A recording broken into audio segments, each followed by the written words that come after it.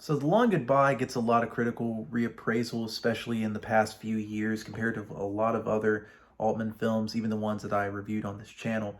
And The Long Goodbye was a surprisingly good film. It was a refreshing take on the noir genre, even though I wouldn't call it like a satire of the noir genre. I do feel that this is a still a very good film with a little bit of criticism there, but I'll get into it. So Philip Van Marlowe, no, Rip Van Marlowe.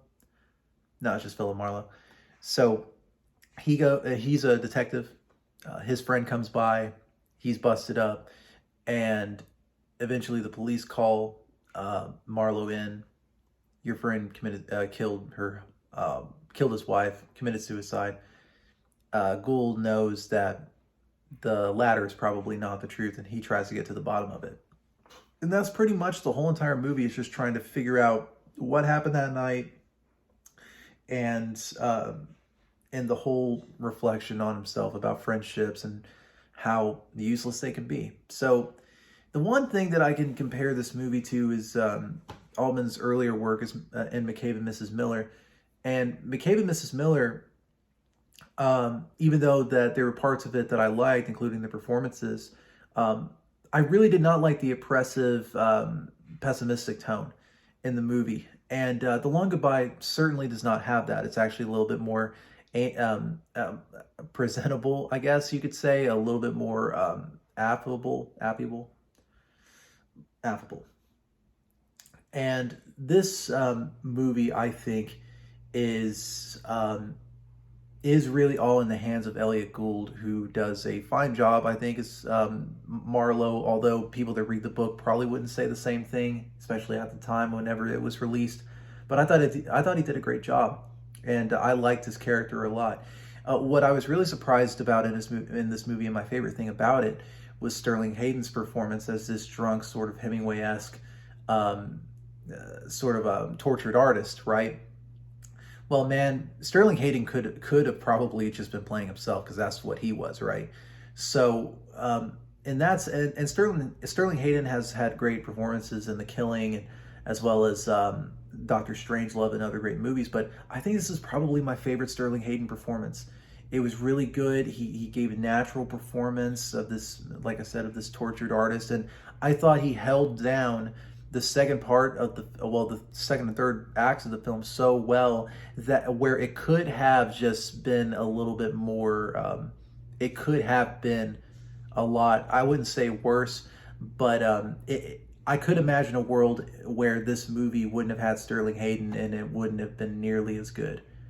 And so the things that I like about The Long Goodbye are the constant camera work in this. The camera movements, I should say. It's all on tracking shots. It's all just moving back and forth. And there's really not one. There's like maybe a couple of just shots like this in the movie, but it's very few and far between. I can't really recall a single an example of where it was used prominently. Mostly it was just tracking shots the whole entire time.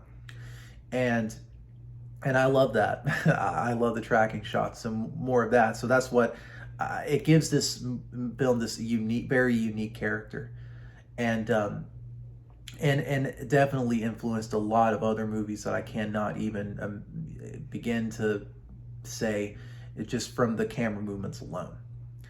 Now, so not the bad stuff, but like the critiques of this movie that I have with it, it really only centers on the main antagonist of the movie, which is this gangster played by Mark Rydell. I'm sorry if that isn't how you pronounce his name, but he was also the director of On Golden Pond, and I had no clue that was the case. It's just even stranger his performance, which he tries to play this very threatening person, and there was this scene where he breaks this bottle over his girlfriend's face just to prove how bad he was. Like, I just thought that was just a bad scene, dude. Like that was the only bad part, and really a pretty good movie. I would say a really good detective caper. But besides that, I would say that this movie is well worth watching. Not one of my favorite Robert Altman performances, just because it's a little bit more. And really, all of Altman's films are very loose in a narrative sense. But I think this one, besides the anchoring down of Sterling Hayden, the parts in between that aren't as really entertaining as you would like it to be, especially the parts where Mark Rydell's character shows up, which I think are the weaker parts in the movies. Also, there was this weird unstripping scene that they did, and Arnold Schwarzenegger just happened to be there. Whatever. So, but The Long Goodbye is still a very good movie, and I would highly recommend it. It's a brand new 4K master on this Blu-ray. Wish they did 4K, but of course, it's hey, I'll take this for sure. So definitely go ahead and check this movie out, as well as all of Altman's other stuff, man. All of his movies are worth watching. So thanks again. Appreciate it.